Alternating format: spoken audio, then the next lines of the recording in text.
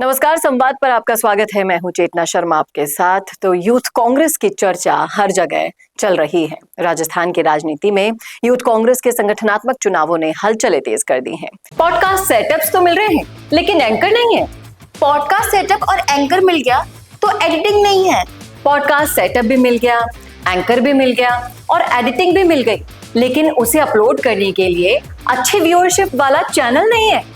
और अगर ये सारी चीजें एक साथ मिल रही हैं तो प्राइस बहुत ज्यादा हाई है। तो अगर आपको ये सारी चीजें चाहिए तो अभी कॉन्टैक्ट कीजिए स्क्रीन पर दिए गए नंबर पर। युवा नेतृत्व के चयन की इस प्रक्रिया में जहां सदस्यता अभियान और संगठनात्मक गणित अहम भूमिका निभा रहे हैं, वहीं एक नाम ऐसा है जिस पर सभी की नजरें टिकी हुई है, और वो है मुकेश भाकर। और जिस तरह से राजस्थान यूथ कांग्रेस प्रदेश अध्यक्ष पद के लिए दावेदारी करने वाले प्रत्याशियों के सामने कड़ी शर्तें रख दी गई है। अध्यक्ष पद के उम्मीदवार को अपने समर्थन में 100 ब्लॉक अध्यक्षों के फॉर्म भरवाने होंगे। वहीं महासचिव पद के लिए यहां संख्या 41 ब्लॉक अध्यक्षों की रखी गई है। और ये आंकड़े साफ साफ बताते हैं कि ये चुनाव सिर्फ लोकप्रियता का नहीं, बल्कि मजबूत संगठनात्मक पकड़ और नेटवर्क का भी है। और इसी के साथ साथ 24 लाख सदस्य बनाने का लक्ष्य भी दिया गया है।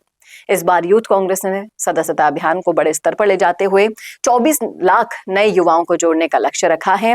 प्रत्येक सदस्य से 75 रुपए शुल्क निर्धारित किया गया है, जिससे संगठन को बड़ी आर्थिक मजबूती मिलने की संभावनाएं हैं। सूत्रों के माने तो इस पूरे अभियान से राजस्थान प्रदेश कांग्रेस कमेटी को करीब 18 करोड़ रुपए की आय होने का अनुमान है।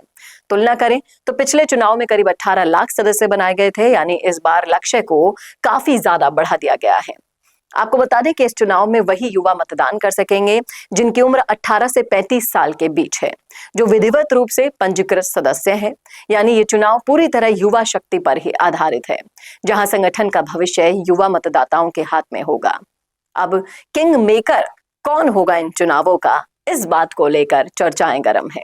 तो राजनीतिक गलियारों में चर्चा का सबसे बड़ा विषय यह है कि मुकेश भाकर इस चुनाव में किसे समर्थन देते हैं। एनएसयूआई के पूर्व अध्यक्ष रह चुके और यूथ कांग्रेस में मजबूत पकड़ रखने वाले भाकर को इस चुनाव का किंग मेकर भी माना जा रहा है। विश्लेषकों का मानना है कि जिस उम्मीदवार को उनका समर्थन मिलेगा, उसकी स्थिति काफी मजबूत हो सकती है। और यही कारण है कि कई दावेदार उनके संपर्क में बताए जा रहे हैं। युवा राजनीति का बड़ा मंच है ये चुनाव। सिर्फ एक संगठनात्मक प्रक्रिया नहीं है, बल्कि राजस्थान के भविष्य की राजनीति का आधार भी माना जाता है।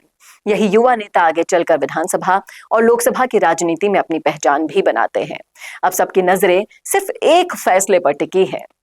राजनीतिक माहौल में सबसे बड़ा सवाल भी यही बन गया है कि मुकेश भाकर का आशीर्वाद किसको मिलने वाला है। क्योंकि राजस्थान यूथ कांग्रेस के इस सियासी बाजी में समीकरण जितने संगठन के हैं ना, उतने ही नेतृत्व के संकेतों पर भी निर्भर है। आने वाले दिनों में साफ हो जाएगा कि युवा राजनीति की कमान किसके हाथ में जाती है। निर्मल चौधरी को यह आशीर्वाद मिलता है या फिर मिलता है अभिषेक चौधरी को। फिलहाल ये चुनाव पूरे प्रदेश में चर्चा का केंद्र बना हुआ है। प्रत्याशी चर्चा के केंद्र में है।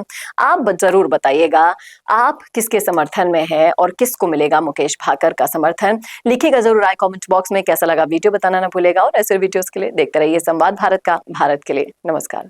भारत का सबसे तेजी से बढ़ता हुआ डिजिटल न्यूज चैनल, जिसका परिवार 4,17,000 लोगों से भी ज्यादा बढ़ रहा है, वो संवाद न्यूज चाहता है हर जिले और हर राज्य में मीडिया पार्टनर्स। तो अगर आप बनना चाहते हैं संवाद न्यूज के पार्टनर्स, तो कांटेक्ट करें नीचे दिए गए नंबर्स पर। इसके अलावा अगर आप वीडियो एडिटर बनना चाहते हैं या फिर न्यूज इंडस्ट्री में बतौर इंटर्न सब सीखना चाहते हैं, तो संवाद न्यूज के जयपुर हेड ऑफिस में काम करने के लिए संपर्क करें स्क्रीन पर दिए गए नंबर पर।